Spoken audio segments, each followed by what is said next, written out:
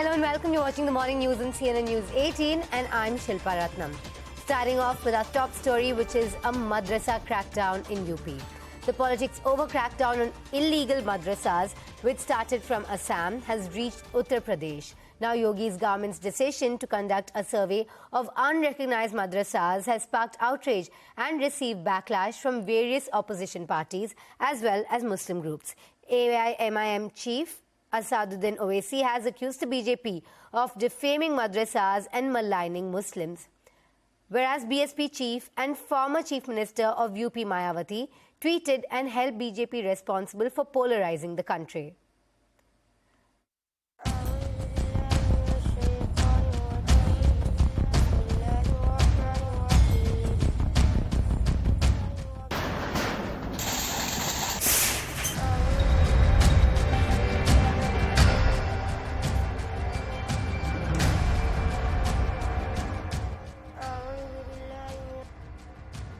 असदुद्दीन ओवैसी और जितने गयूर मुसलमान इस भारत के, वो किसी से नहीं डरते सिवाय अल्लाह के। हमको फिक्र इस बात की है कि आप हमारी दुश्मनी में, हमारी नफरत में देश को किस राह पर लेकर जा रहे हैं। आज मेरी बारी है, कल किसी की और बारी होगी, यही हमको फिक्र है।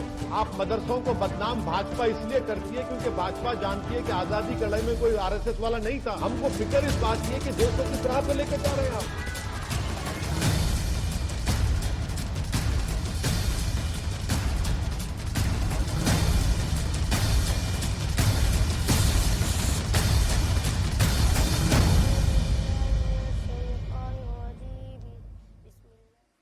AIMIM chief Asaduddin Owaisi has accused the BJP of defaming madrasas and maligning Muslims, whereas BSP chief and former chief minister of UP Mayawati tweeted and held BJP responsible for polarizing the country. Mayawati said that Muslims are being exploited, neglected and victimized. CNN News 18 has accessed the questionnaire which seeks details of the source, funding and all known affiliations of madrasa administrators. My colleague Maria Shakil spoke to AIMIM chief Asaduddin Owaisi over Yogi government's decision to conduct the madrasa survey. Let's listen in. So why have you said that the UP government is not conducting a survey but a mini NRC? The state government says they want to look into what is being taught in these madrasas. Some will ask why paint this entire exercise and look at it from the religious prism. Well, first of all, the reason I have stated what you have just told me is that because the survey, there is no need for a survey. Why? Because the Ministry of Higher Education headed by Dharmendra Pradhan, his ministry has done a UDISC survey of all registered, recognized and unrecognized schools, madrasas, how many classrooms are there, what is being taught, how many teachers are there. So number one, that can be taken care of. Secondly, why is this survey being done only for those madrasas which are unregistered but they are not illegal? So it is a targeted survey. If there are several unrecognized or unregistered madrasas in UP, then these need to be recognized. All these madrasas need support of the government to run more efficiently and effectively. Why put a spanner if the government wants to help poor children as they are claiming to do?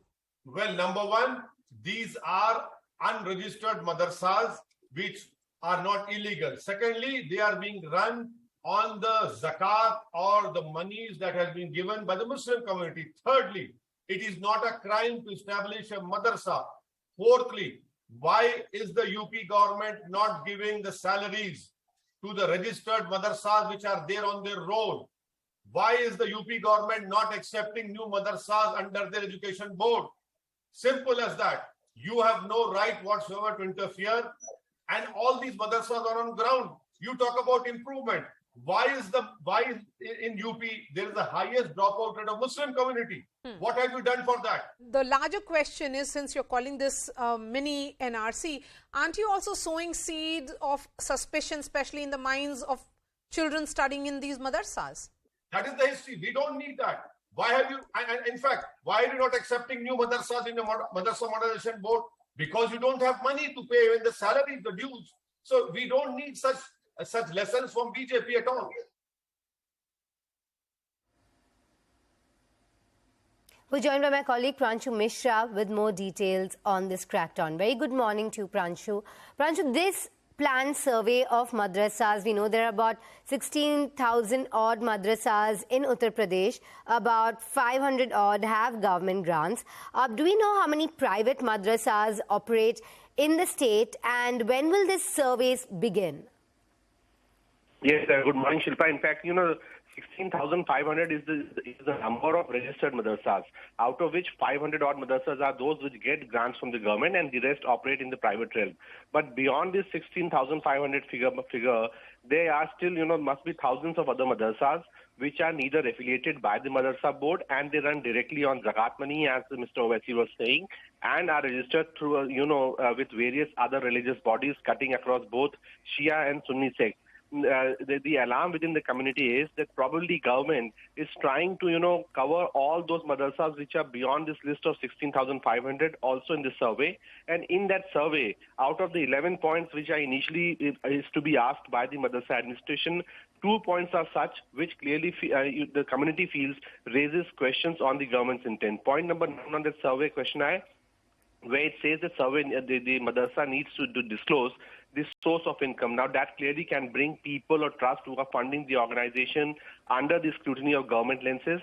And the 11th point, of course, is that if not affiliated to the government body, which institute, which religious trust or sect you are affiliated to, and that clearly, can bring light on any religious school or any religious body which is giving affiliation to these madrasas. So I think these two are the points which are the biggest bone of contention, and every leaders like Aswaddin Owaisi and others are basically, I think, alarmed and raising questions because of these 2 points on that questionnaire form. Thank you for highlighting that and pointing that out, Pranshu. But for now, we'll leave it there because we are moving on to Karnataka.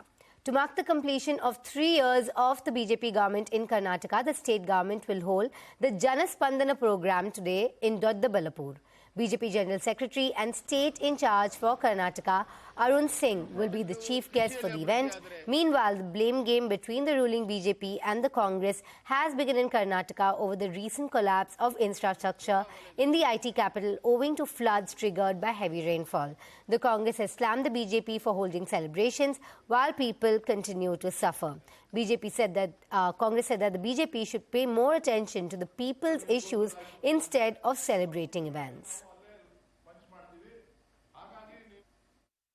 Janaspandana program is an opportunity for the BJP government in Karnataka and also to Mr. Bommai-led government to publicly seek an apology of the entire people of Karnataka and also to go for a fresh mandate for the purpose of mismanagement, abuse of power, underdevelopment in the state of Karnataka, and also large-scale corruption.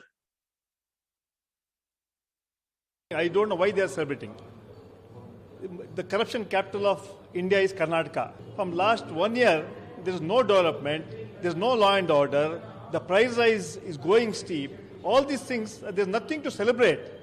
They should apologize to the people of Karnataka. From last 1 year, they have not achieved anything. Instead of addressing the people's issue, they are just coming out and trying to organize a program called Janotsava, then it got changed into Janaspandana. I don't know on what account they're having such a program and such a lavish program. What's happening to these BJP people? I don't understand. They have always kept on telling us they are the party with difference. Now we understand what is the difference they are going to do. They only want to do a difference is only by collecting 40% commission, nor putting people into floods or mismanagement of traffic or misgovernance.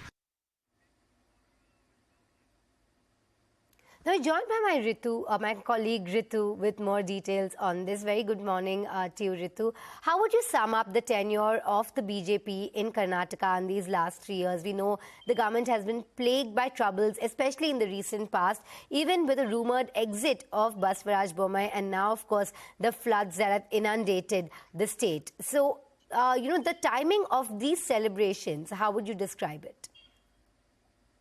Yes, so first thing is, you see this program now, it was been postponed it's 2 times, in fact. First time when Praveen Natharu murder took place on July 28th. So BJP party was ready to celebrate then, but they had to postpone because right-wing workers were all up in arms because of that murder that happened in the Mangaluru. And then later point, they again planned to celebrate this, but the minister Umesh Kati had passed away. But now, you see, this is the third time that the plan has come up and finally seems to be working for them in Doddaballapur. So this is a kind of a program that which is to kickstart the preparation for the polls, which we clearly can see, because previously you see the Congress party who had celebrated two big programs in the Karnataka. That was first one was the Siddaramaya's 75th birthday celebration, and then later point the Freedom March from the Congress Party on Independence Day. So we saw overwhelming response to both the programs, now for which we also saw how BJP party was in a kind of a fixed situation there,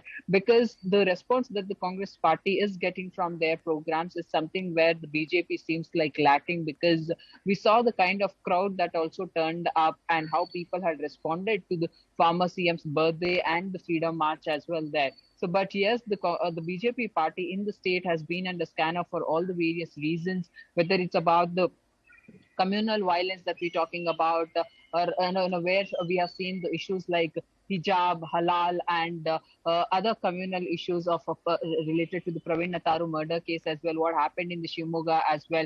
But with all that as well, what we had also seen a big issue that from an IT city is about the crumbling infrastructure and the flood-like situation where the state government had in a way failed to look up to this kind of condition and bring out remedies for the people, because ministers and the representatives of the constituencies actually turned up late to their corridors. So that has upset the people as well. But if we are talking about the Janaspandana, which is the program that they are taking out in the Doddaballapur, so that's the region where you see the BJP party had not been able to work out well. So that's the region that they have selected for this program, seeming that they can try and pull out a crowd from the in and around areas like the Kolar and the other places around, and be able to address that crowd and give them more promises of what exactly the BJP party is looking forward to. But in majorly, this program is all about showing their report card to the people of what work the state government has done and what programs from the central government side has been implemented. But we'll have to see to how the people are going to respond to this program, because 2 times the program was already been the 2-time program couldn't take place, but this is the third time that they have planned. But we'll have to see what kind of a response the BJP party gets from this, and how people will take their report card. Well, yes, and we'll have to see if third time's a charm, and if that lucky number 3 is going to work for them, but we'll have to leave it there. And let's take a look at the illegal loan apps that have been plaguing the general public. Now, to curb the menace of the illegal loan apps, the Finance Ministry has asked the Reserve Bank of India to prepare a white list of legal loan apps. All ministries and agencies have been asked to take all possible actions to prevent operations of such illegal loan apps. The decision comes a day after Finance Minister Nirmala Sitharaman chaired a meeting with top officials from the RBI, MeitY and the Ministries of Finance and Corporate Affairs on Thursday. In an exclusive interview, my colleague Yash Goyal spoke to one such victim who is allegedly being harassed and threatened by loan agents to post his morphed pictures. Let's listen in. Well, the Chinese loan apps have duped and ruined many lives. And today we are in conversation with one such person whose life has been ruined by such applications, Mr. Aditya. मेरे को थोड़ी personal fund required था, तो उसके लिए मैंने apply किया था. इनके रेफरेंस आए थे गूगल प्ले स्टोर पे, तो मैंने वहाँ पे अप्लाई किया था इनके लिए.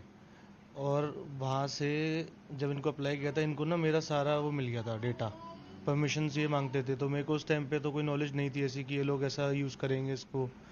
तो जब उसको अप्लाई किया मैंने, स्टार्टिंग में वहाँ पे शो होता है 50,000 अप्लाई कर रहे हो, ठीक है, मैंने किया for the period of 6 months.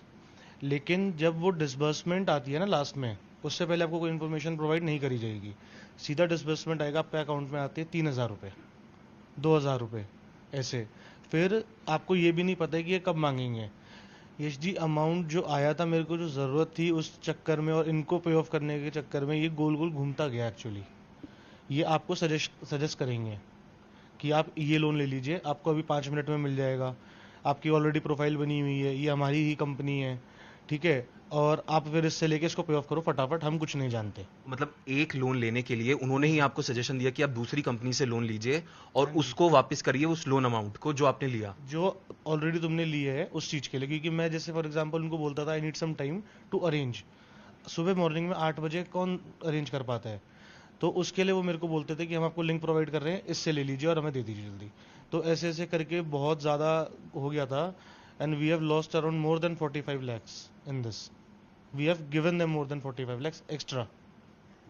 तो अभी जो इसका आपका स्टैंडिंग अमाउंट है, क्या अभी भी आपको तंग किया जा रहा है इन सब चीज़ों को लेके? जी, कंटिन्यूसली अभी भी तंग किया जा रहा है। मेरे फ्रेंड्स वगैरह को जो मेरे कॉन्टैक्ट लिस्ट में हैं उनको फ़ोन कर रहे हैं, बदतमीज़ी से बात करते हैं उनको, और मेरे को पूरे टाइम मैसेजेस आते रहते हैं। थ्रेटनिंग कॉल्स आए हैं अभी मेरे को 2 दिन पहले कि हम ये कर देंगे वो कर देंगे, बड़ी अब्यूजिव मैनर में बात कर रहे थे। तो ये सब चीज़ें अभी भी चल रही हैं।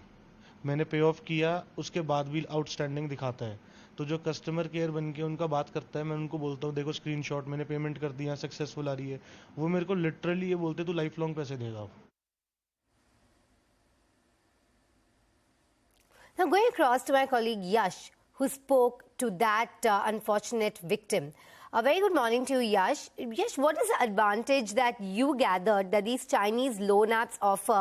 There are legal Indian loan apps aren't offering these public. And what is the lure of these Chinese loan apps? Because the danger seems to be very real, but people are still going ahead with them.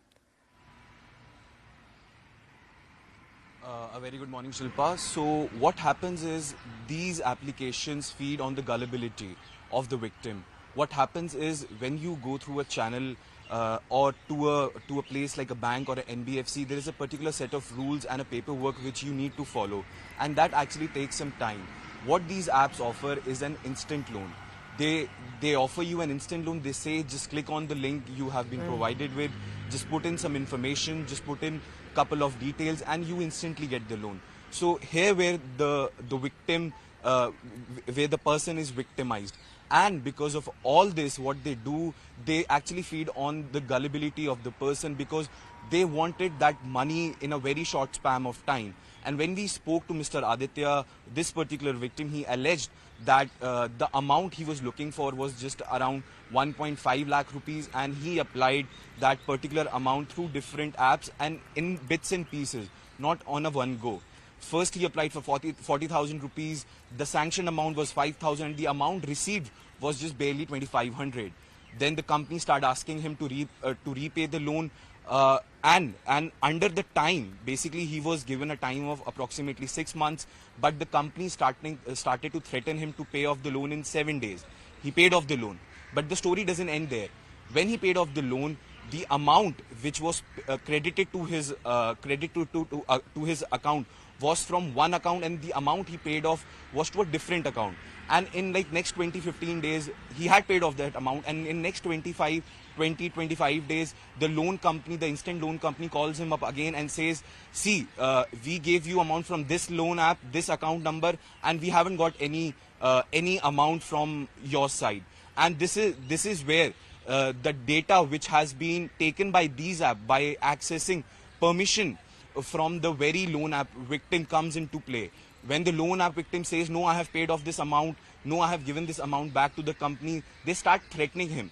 They start calling the victims, and they threaten them to circulate their morphed images to their relatives, to their office colleagues. And so this is what it happens, this entire, and this cycle keeps on churning out, and it keeps on going. And this is how they've been duped for very huge amount. That's very interesting, Yash. You're pointing out that even after paying out the amount, these apps continue to harass the customers. So do beware. Now, as Britain mourns the death of its longest reigning monarch, Queen Elizabeth II, King Charles III made his first televised address last night as the new British monarch. The King paid tribute to the Queen's love, affection, guide, understanding and example speech yesterday. Charles arrived back in London after flying from Balmoral and met with Prime Minister Liz Truss. The king, along with Queen Consort Camilla, later met the crowd of mourners gathered outside Buckingham Palace. King Charles will officially succeed as the new monarch today at a meeting of the Accession Council. I pay tribute to my mother's memory, and I honor her life of service. I know that her death brings great sadness to so many of you, and I share that sense of loss beyond measure with you all. As the Queen herself did with such unswerving devotion, I too now solemnly pledge myself, throughout the remaining time God grants me, to uphold the constitutional principles at the heart of our nation. Whatever may be your background or beliefs, I shall endeavor to serve you with loyalty, respect, and love.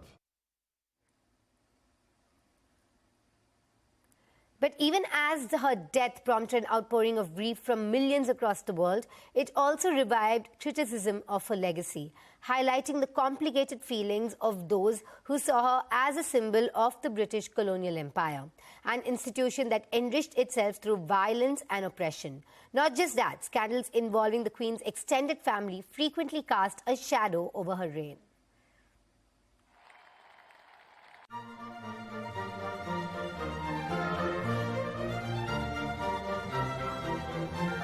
Beware the eternal romanticizing of the QE2 era. There can be no hiding the fact that the longest reigning British monarch put a stolid traditionalist front over decades of violent upheaval. Didn't the Queen also help obscure a bloody history of decolonization? Reality says her reign witnessed the dissolution of nearly the entire British Empire into some 50 independent states. Once glorious British global influence fell with a thud. Behind pictures of the Queen with Commonwealth heads were anti-colonial uprisings in Malaya, Kenya, Cyprus, Aden and more, all brutally suppressed. Next, the royal family in the spotlight for all the wrong reasons. Topping the rot on set, the failed Diana-Charles marriage and his connection with Camilla Parker Bowles. Less than a decade after they were married in 1981, the couple and the royal family was in the tabloids, and the news wasn't positive. Diana's eating disorders and suicide attempts became talking points, then the divorce and Diana's car crash death. In 2020, Charles's younger son, Prince Harry, and his wife Meghan announced a stepping back from senior royal duties. British tabloids termed it Megxit, with the couple and their child moving to the US. And perhaps the biggest of them, Charles's younger brother, Prince Andrew, accused of sexual assault by Virginia Giuffa, a minor at the time of the incident, who claimed Andrew and his billionaire friend Jeffrey Epstein used her as a sex slave.